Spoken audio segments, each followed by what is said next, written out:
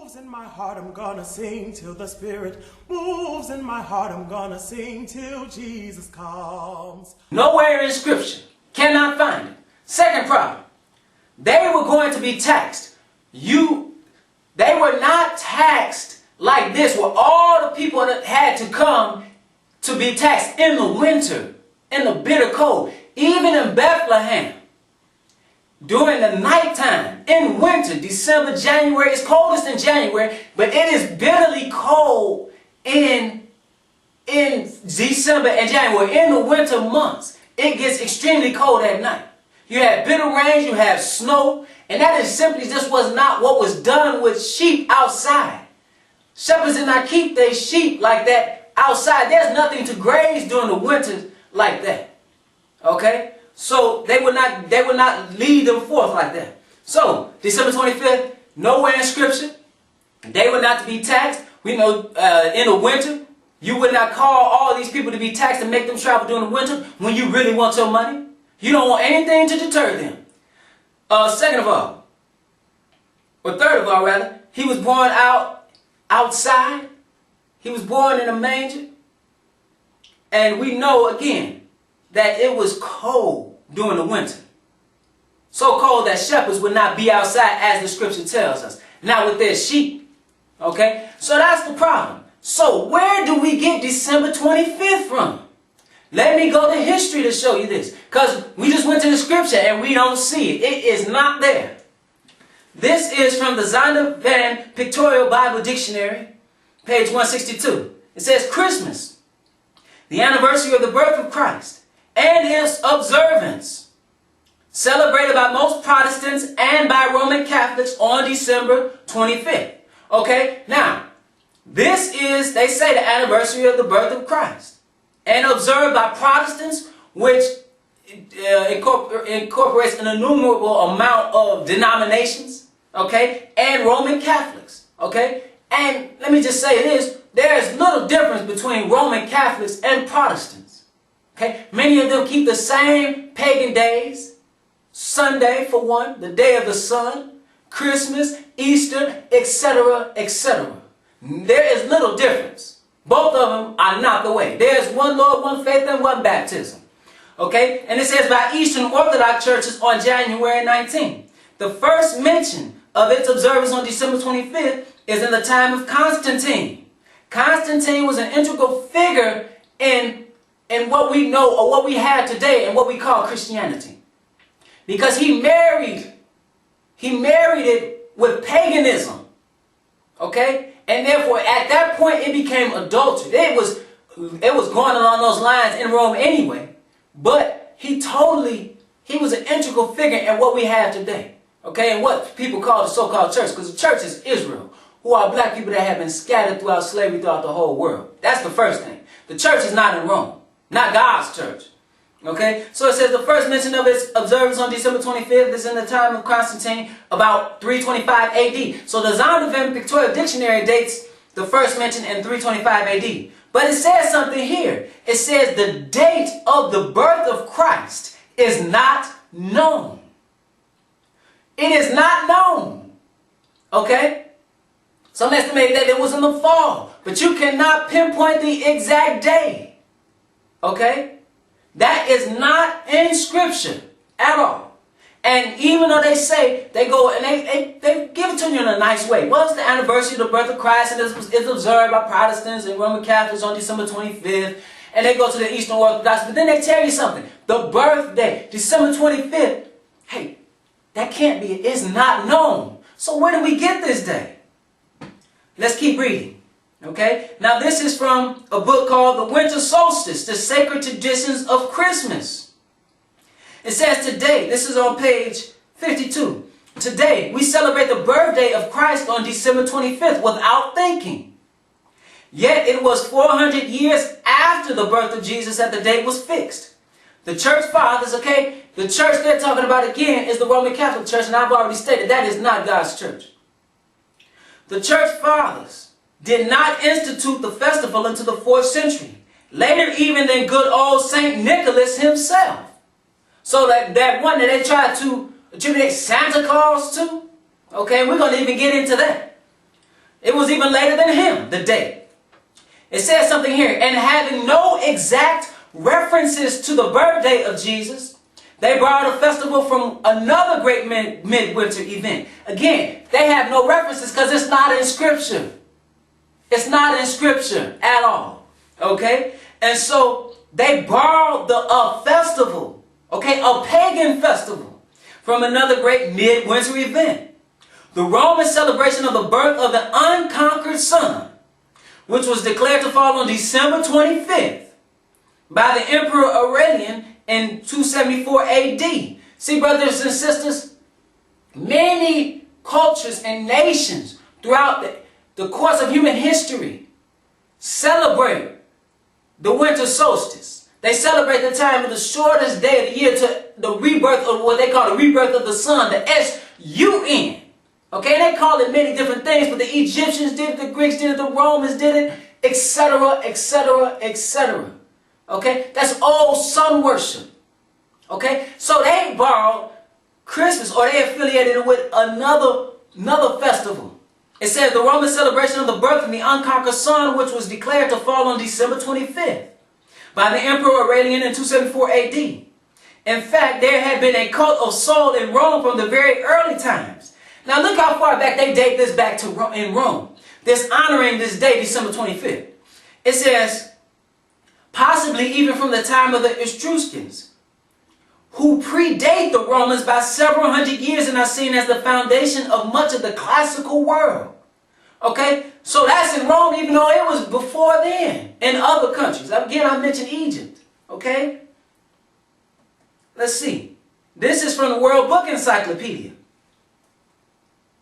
The 1988 version, page 528, it says, the first mention of the celebration of Christmas occurred in AD 336 in an early Roman calendar, which indicates December 25th as the day of observance. This celebration was probably influenced by unchristian festivals held at that time.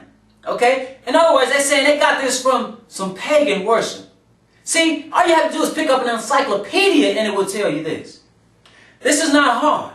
The ancient Romans held year-end celebrations in honor of Saturn, their harvest god, and Mithras, the god of light.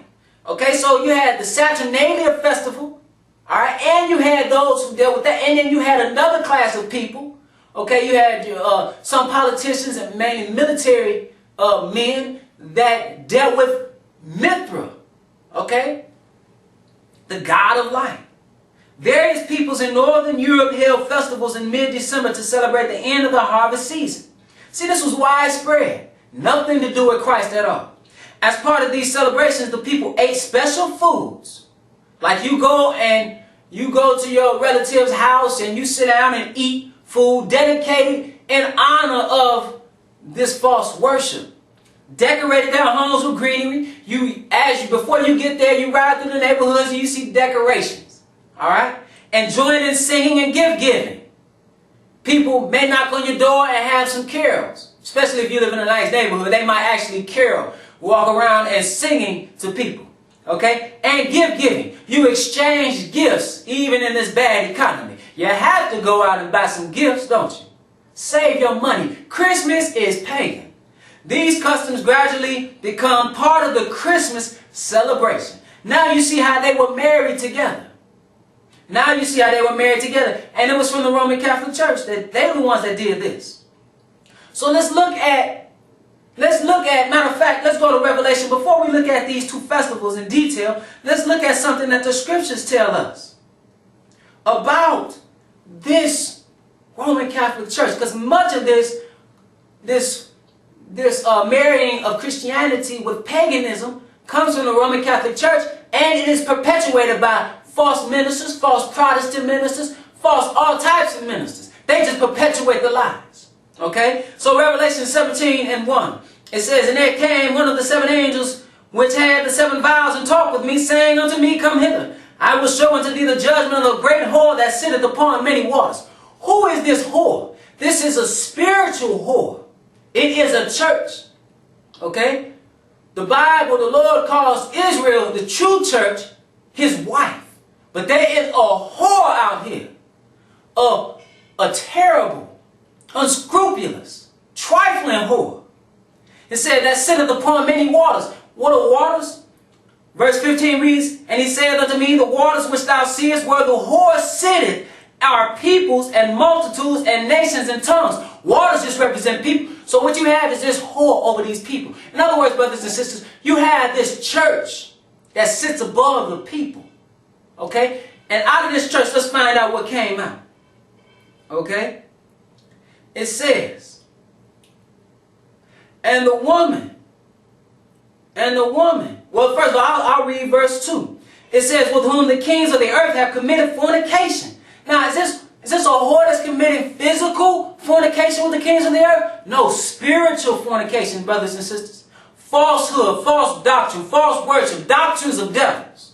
It says, with whom the kings of the earth have committed fornication, and the inhabitants of the earth have been made drunk with the wine of her fornication. Are the inhabitants physically drunk? No, they are spiritually drunk. They are spiritually blind because they go after falsehoods, such as Christmas and Easter and Sunday worship. It says in verse 3, so he carried me away in the spirit into the wilderness. John's mind is being projected at this point. It says, and I saw a woman sit upon a scarlet-colored beast, full of names of blasphemy, having 7 heads and 10 horns. Okay? Now let's find out to make sure this is wrong. Let's find this out. In verse 9 it says, and here is the mind which hath wisdom. The 7 heads are 7 mountains on which the woman sitteth.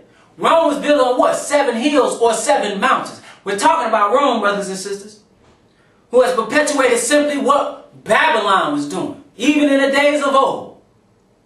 You can go all the way back to Nimrod. You have Babylon and all that false worship. Now you see it today in Rome. Verse 4, and the woman was arrayed in purple and scarlet color, and decked with gold and precious stones and pearls, having a golden cup in her hand, full of abomination and filthiness of her fornication.